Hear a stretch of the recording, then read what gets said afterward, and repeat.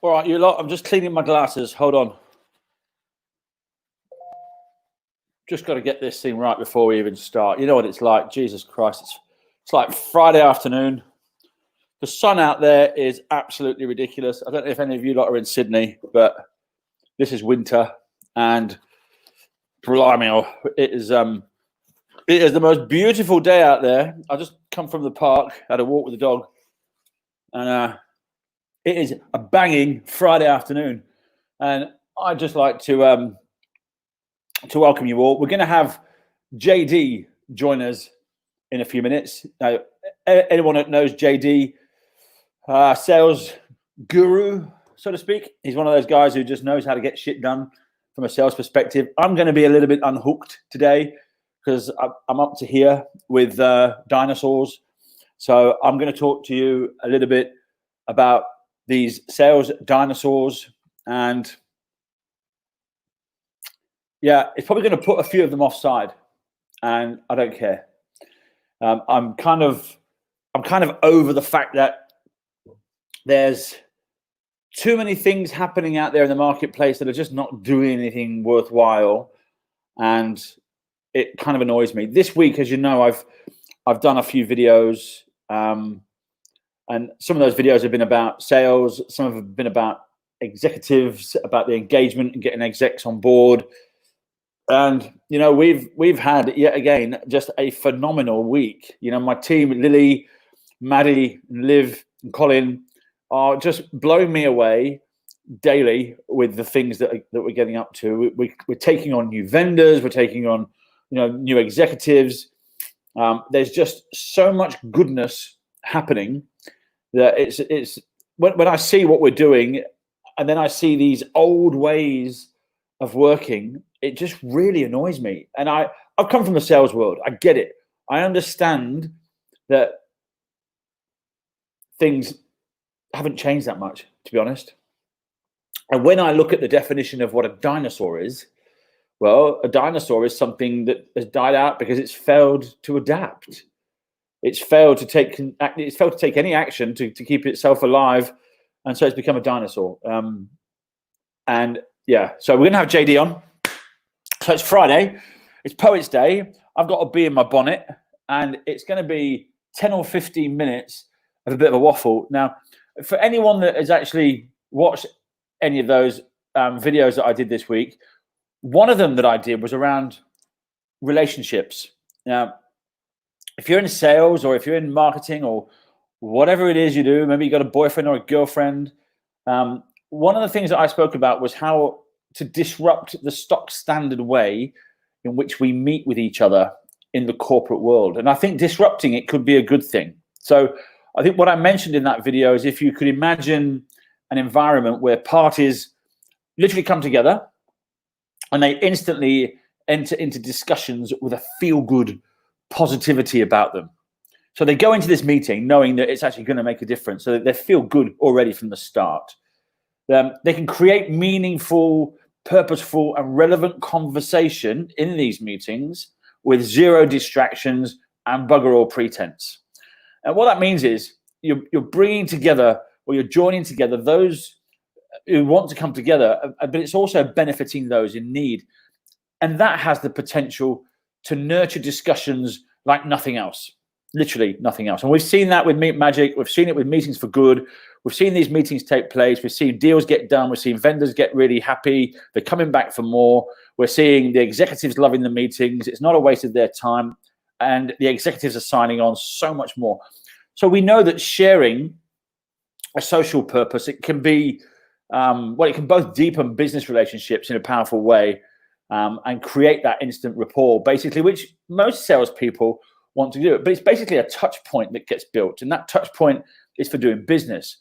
And I mentioned in this video that there are so many reasons why combining business and philanthropy in a meeting can create strong business relationships, and we're excited all the time to discover the good that corporate Australia is doing, and more importantly, the good that corporate Australia is capable of achieving with a little bit of a shake-up. So when I see all of these old ways of working, and one of the things that people are banging on about right now is these things called SDRs, sales development reps. And this gets to the core of makes me want to just jump up. So an SDR, for all you execs out there that are watching, is what a vendor would hire, or a reseller would hire, for 70 or 90 grand a year. They will sit on their bum in an office or at home now, and they would cold call and try and get your product into the market. Now, when they do this, they've got this process to go through. They'll say, okay, sales development rep, sit down there. Here's our company. This is what we do. This is how we do it. Go and call all of these executives and get us in front of them for a meeting. Now, that in my world is archaic. It's dinosaur, because if you're going to spend $70,000 on someone to cold call to hopefully try and get you some meetings, tell me how having 70 meetings with executives is not more valuable. Because I can tell you this for now.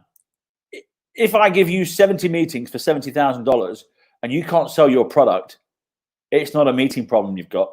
You've got way bigger problems than that. So when I hear people advocating SDRs rather than just having a meeting, and I'm going to bring JD in now, because JD, where are you, my son? There you are. G'day, mate. Big fella. You can hear me banging on, can't you? Because I'm up to here with this SDR conversation, because I know far too many companies that have wasted hundreds of thousands of dollars hiring people that they think can pick up a phone and cold call and to get meetings. And the cost of this to the businesses, going through the training, the upskilling, and all this to hopefully try and get a meeting. So call that $70,000 SDR will probably cost the business 100 grand. Well, in my world, in Meet Magic world, that's 100 meetings for 100 grand. It's a very compelling argument, Carl. It's a very compelling argument to say, if I could guarantee you, because that's what you're doing, right? There's no risk, there's no doubt, there's no getting the script right, there's no getting the right number. I've got a client that had an outreach program at the beginning of COVID, and they spent probably 4 to 5 weeks getting mobile numbers, because everyone's, the switch number doesn't work anymore.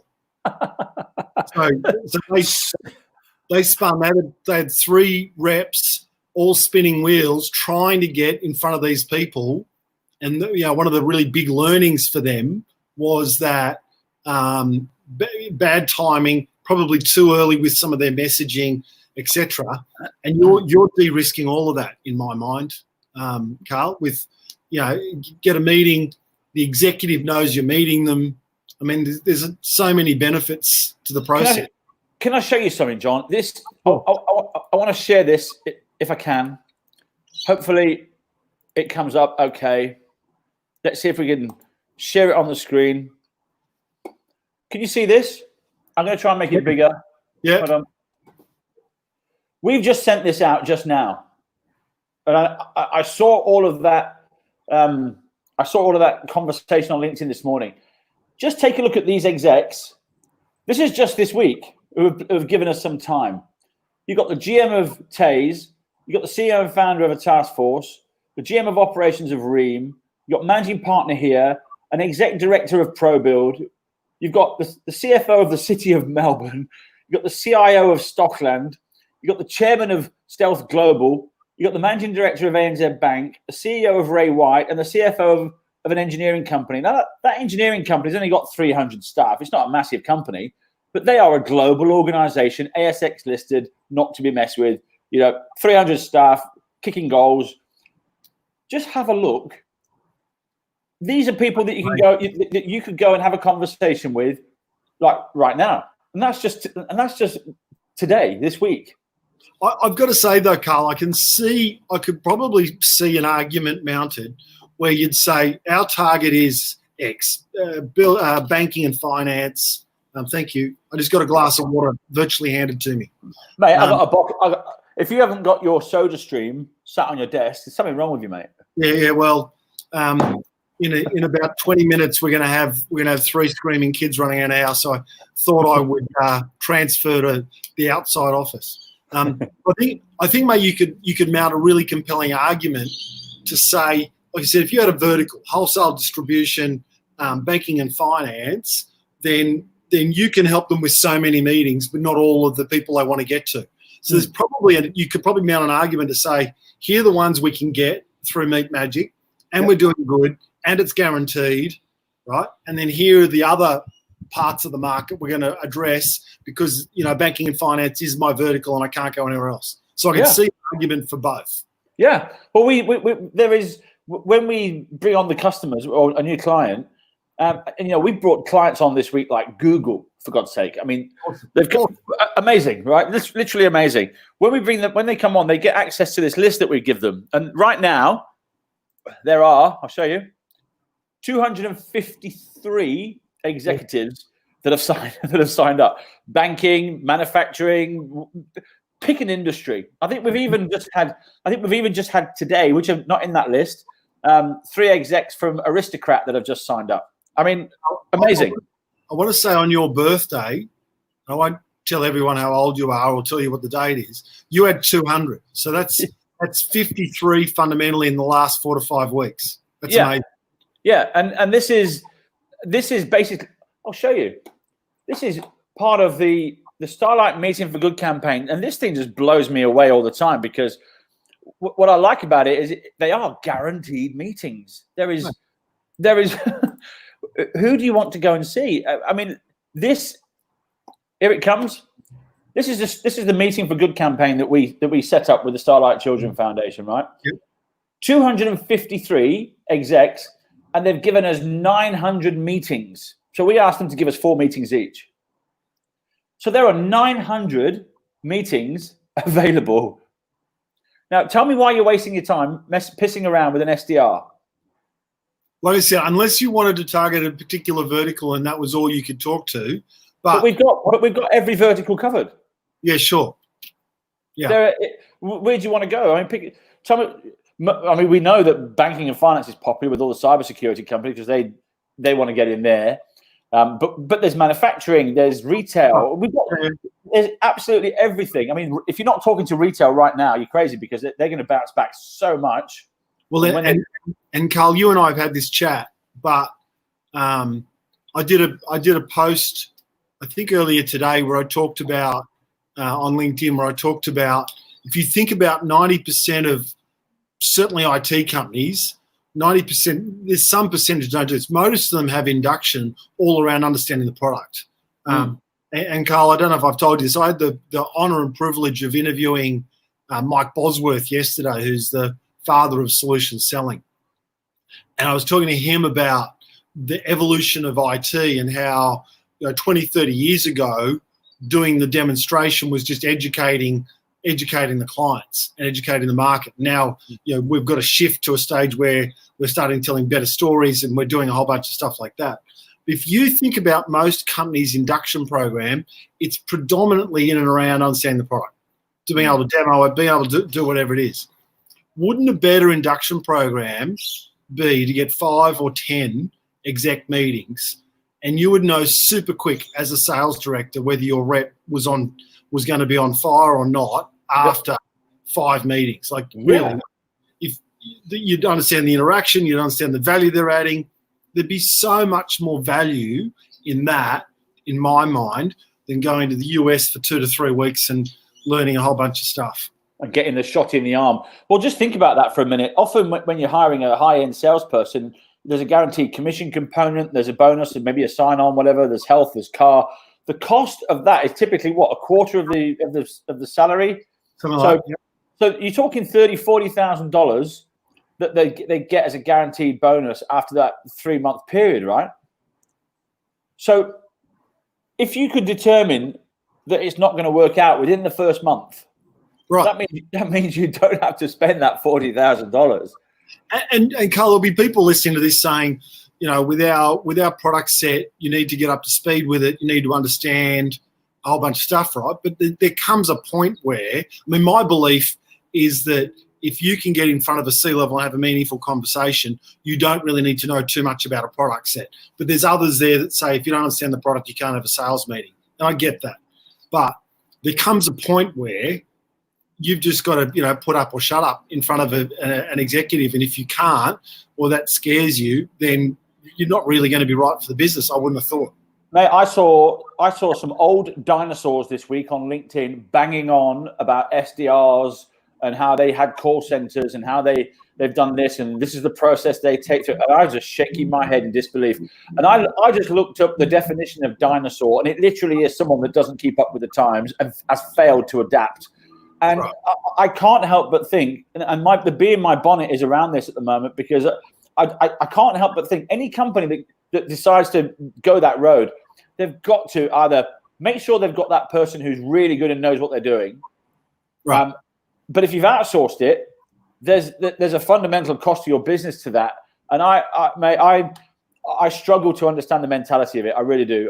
It's not progressive. It's not helping. But one of the fundamental things about the meetings that we set up is we tell the salespeople, don't pitch product. Right. Do not go in there and pitch a widget. So fundamentally, straight away, the SDR program is broken because you're teaching them how to pitch product when right. nobody wants to. No one cares about your widget.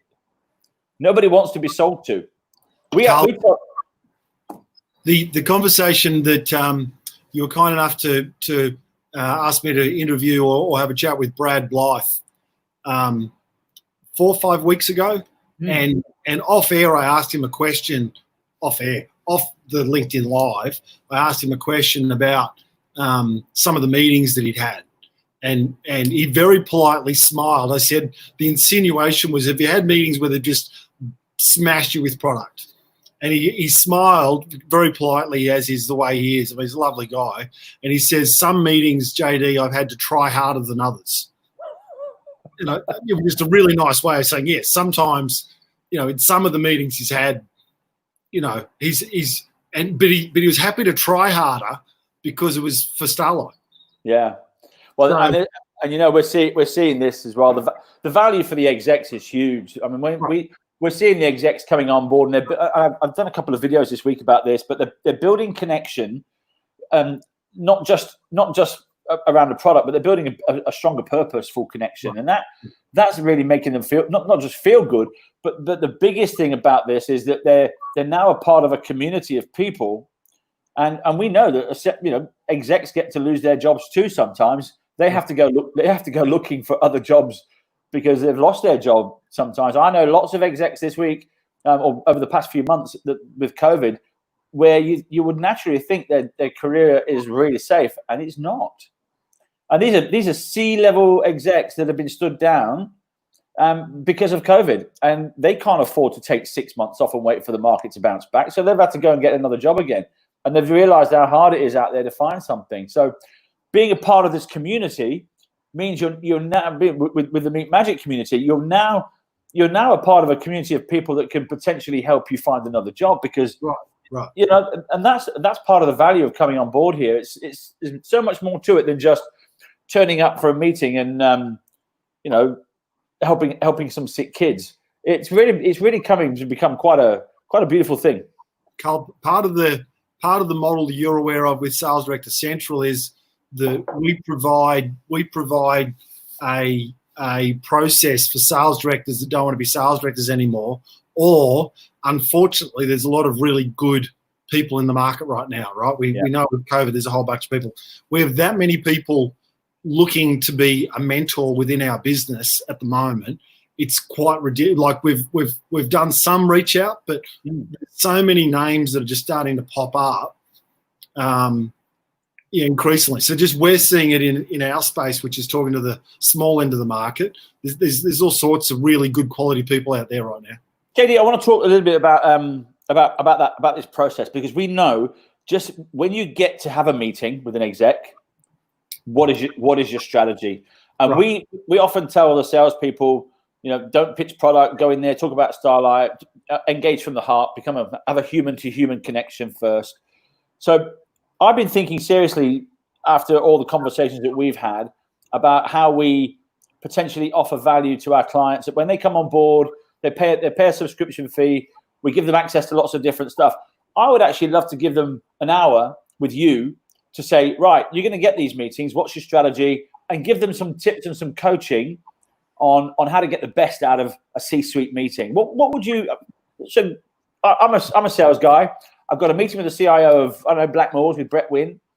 What would be your tip to me to go into that meeting to get the best value out of it? It's a really interesting question, Carl. There's actually a real life example I can give to this. So I've done this in many occasions, but I'm thinking of one particular guy. He made his number, I want to say 4 to 5 years in a row. He got a meeting with a C-level executive at Woodside Petroleum. And he rang me, and I was doing some coaching with that business at the time. So I was engaged by the business. And he said, JD, I've got a half-hour meeting with this guy. Let's plan it out. And the reason, I don't want to mention the guy's name, but the reason this guy, who was really successful in his own right as a sales guy, was nervous, was they were typically 2 or 3 levels down in the business. They weren't at the C-level really engaging conversation. And we spent 2 hours mapping out what that person would look like. So let me give you 2 or 3 really quick tips. The first thing is most C-levels have pretty much written their own LinkedIn profile. There's some, I mean, increasingly people are writing profiles on behalf of you. This won't work in that case. But if they've written their own profile, the thing that people are proudest of, they put in their summary or some of their work experience. So I would lift some of that and turn that into a question for them. So, for example, if I'm talking to in my world, if I'm talking to a sales director or a business owner, and they've talked about having multiple startups or multiple turnarounds, you know, we've had business transformation turnarounds, I'm going to have a question or 2 about some of the stuff they've got in their profile. So that's a really easy, quick thing to do. I'm then going to look at the rest of the profile and see how I'm aligned or how my values line up against their values. And again, maybe turn those into a couple of questions. I'm going to do some research, obviously, on the business and the market. So this is all under an hour to come up with a series of questions that are hopefully high value, talking about them, some of the, certainly the people, you know, what is it, 250, whatever it is, executives, all of them are either on the website or in the annual report somewhat, and you know, with a very small amount of time, you can understand what are the initiatives, what are the drivers, what are the things that the business is trying to do and they're trying to do. And all of a sudden, you've got a really meaningful conversation talking to their values, talking to stuff that they rate and they are really proud of, and what their business and organisation is. What else do you want, really? Well, this sounds to me very much like Usain Bolt getting up at 5 o'clock every morning, eating his Jamaican food, his dumplings and ackee and saltfish, and that's his preparation. Then he goes and trains really, really, really, really hard for months and months and months, and then he goes and wins a gold medal. But that preparation is what's really made him successful. He's not just turned up to the race and won. He's done some work, and I think what you've just said there is the salespeople need to do a bit of work beforehand. You've got this opportunity right now. Don't blow it. Don't just take it for granted. You've got a meeting with a CIO or a CTO or a CEO. You're going to go in there and you really want to maximize that, and you do that by research. You've got everything's available. Mate, there's a video that I run when I do a day, a sales kickoff for a day, or a multi-day event. And if the people listening to this go to YouTube and type in mind shift, it's a great video. There's a whole bunch of quotes. Every time I see it, the hair goes up on the back of my neck. But there's Tony Robbins. There's a whole bunch of really famous voices talking to this video. It's very inspirational.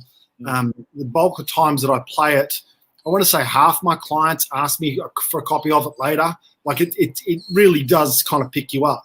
But I want to say it's Anthony Robbins says in it. Tony Robbins says, "Whoever noticed why people get rewarded in public for what they practice in private?" Yeah. I love that. You know, you see these people doing all this stuff. You know, there's a reason why Michael Jordan was the first to training and the last to leave. Yeah. You know, he's doing, free throws that he's just doing over and over. And Kobe Bryant, name the athlete, right? Not many people have the gift. Beckham, you look at the training he did to get his free kicks to where they were. Yeah. There's no mistake. There's a reason why Meat Magic is $1 billion company, because I didn't spend all my time in the pub and the clubs. Right. And that's why it's going to be $1 billion company, because, mate, let's talk next week. I don't think anyone's watching this because they're all out in the pub right now because it's Friday. It's a glorious Friday. I beat you to Poets Day. You've told me that every time I've been on. I haven't got you once, but today's Poets Day, right? You piss off early. Tomorrow's Saturday. Yeah, it's exactly what it is. Cool, right, JD, have a great Queen's week. Have a drink for the Queen for me, won't you? I will do. I do. Enjoy your weekend, mate. And I want to talk to you about setting something up for our vendors, for our clients. I'd love to give them a training session. I think it's a great concept, and I think it's a lot of value as well. Love to. And it's a high value meeting, Carl. I mean, the whole point is it's better for everyone. Seriously, talking about product is boring. It's dull. Exactly. Why do it? Let's do it. We'll talk to you soon. Good, mate. Cheers. Cheers, Jay.